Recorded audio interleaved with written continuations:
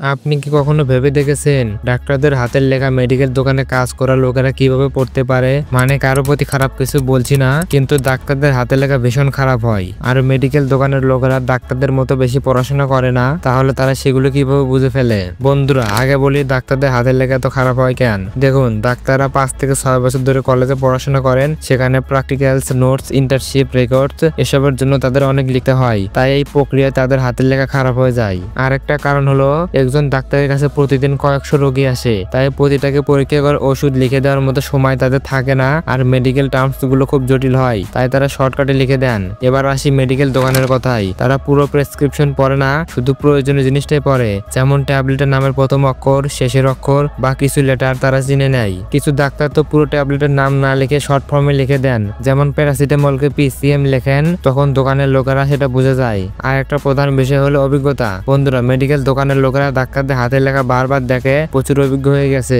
তাই তারা সহজে বুঝে ফেলে।